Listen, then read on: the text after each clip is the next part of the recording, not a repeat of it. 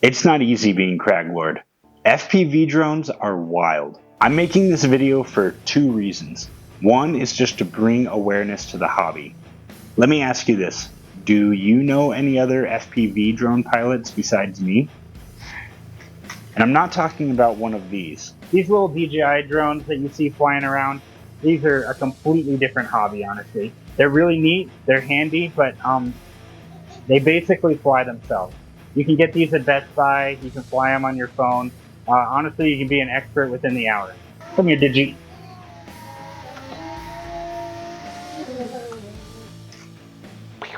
I'm talking about this, an FPV drone.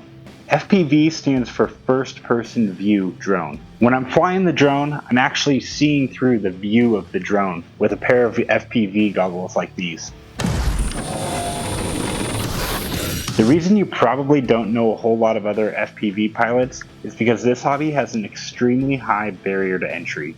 What I mean by that is there's a ton of stuff that needs to take place before you can actually get one of these in the air. Here's a couple examples. So, first thing I had to do was spend literally dozens of hours here in the simulator learning how to fly these things. Trust me, they're not easy to fly, and you want to know how to fly them before you go out and destroy them in real life.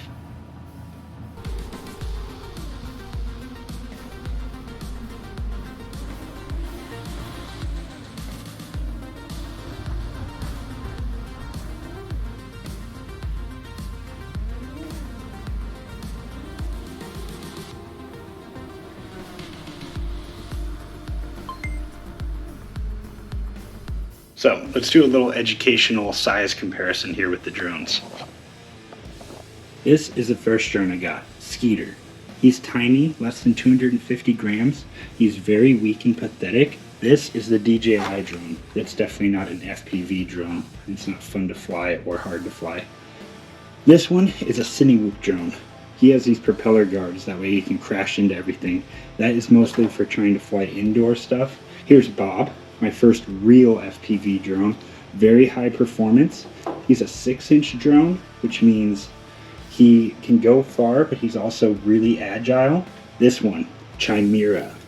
I've lost this drone many times. This was the long-range king of drones until literally just recently, this month, they came out with the new Helion 10. This thing's absolutely massive. This should give me like double the range, and I should be able to reach crags that I didn't think were possible.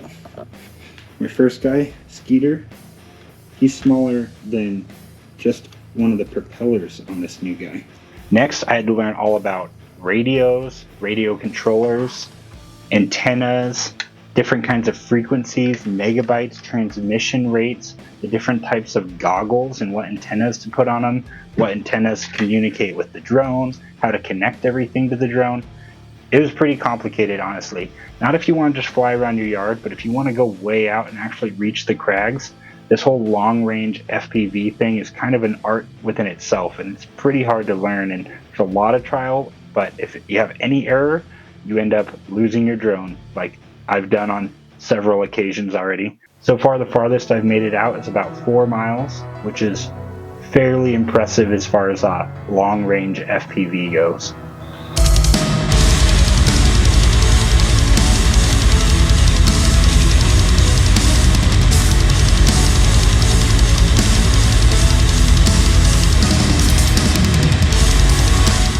Next, I had to learn about batteries, and this is a huge thing in FPV. These are not easy. I had to learn the difference between lithium-ion versus lithium polymer batteries, 6-cell batteries versus 4-cell batteries.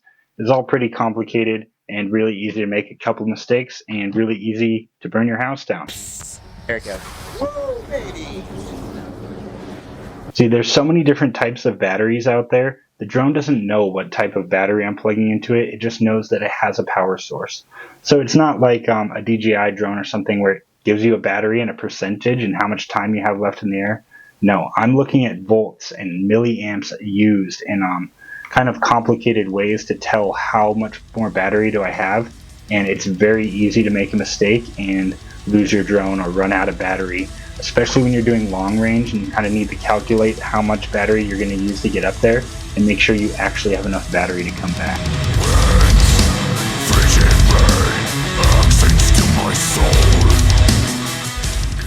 Make Crag Lord videos even mildly entertaining for a non-droney person, I had to learn all about DaVinci Resolve and video editing like this. So this is DaVinci Resolve. This is a fully functional Hollywood level video editing program. Trust me, it had a pretty steep learning curve, and if you watch any of my videos, you know that I like to experiment with a bunch of effects and memes and stuff, and all that stuff's actually really hard to do, for me at least. Maybe I'm a boomer now. After learning how to edit a little bit, I found that moving around these giant 4K files takes a lot of computer power.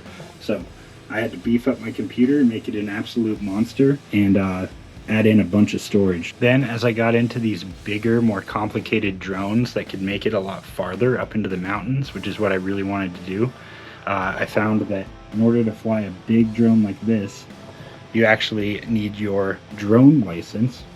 So I had to go out and get my drone license. I had to learn a whole bunch of stuff about rules and regulations and where you can and can't fly. You can't be over 400 feet above ground level. You always need to have a spotter with you. Luckily I have an app here that will help me with the places I can and can't fly. But also things can easily go wrong with the drone, and that comes with a ton of troubleshooting these things. This is a program called Betaflight. This is where you plug in your drones and you can program them here and program their behavior, and if you crash them and something goes wrong, you're going to have to learn how to solder and put on new motors and replace parts and tinker with these things quite a lot. And lastly, people will see a cool drone shot and they think I'm just pressing forward on a joystick flying this thing. No, it's a lot more complicated than that. To get a crazy shot like this, I'm actually putting the drone at tremendous risk, and I'm flying just inches above the ground at 70 plus miles an hour. There's rocks and trees whizzing by.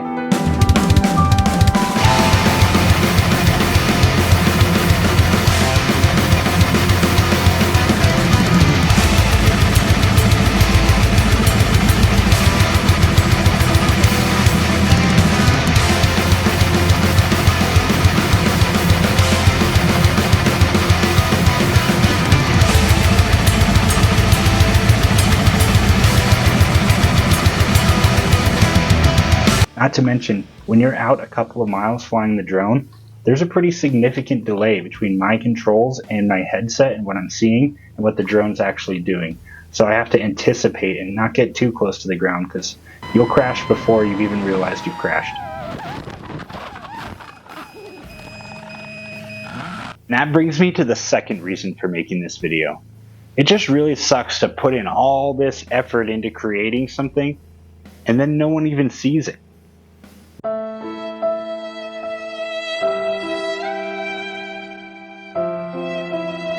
Honestly, half of those views are probably just my parents watching my movies over and over again. Mom's really proud of me for basically anything. Now, I know it's not your fault personally that I'm not getting a lot of views. It's because I'm not part of the social media algorithm. So, I'm announcing a new experimental Crag campaign to try and get my channel rolling. Basically, for the next 2 weeks, I'm going to try to post a short every single day. And I'm hoping that by posting a lot of videos, I'll start to get some more likes, and then the algorithm will show my videos to more people and then get more likes, and I'm hoping that it'll begin a snowball effect. Unfortunately, the social media algorithm just prefers quantity over quality. But as Crag Lord, I'm going to try to achieve both. Look, I'm not even trying to make any money off of this.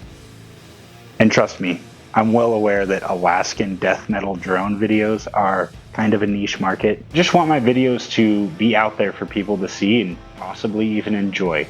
The way the algorithm is right now, my video's not even posted on anyone's feed. So I'm going to apologize ahead of time for spamming so many Crag videos. But now that you're armed with all of this information, maybe you can enjoy them a little more. Hopefully even leave a like and comment to support your local Crag Lord. Thanks, guys.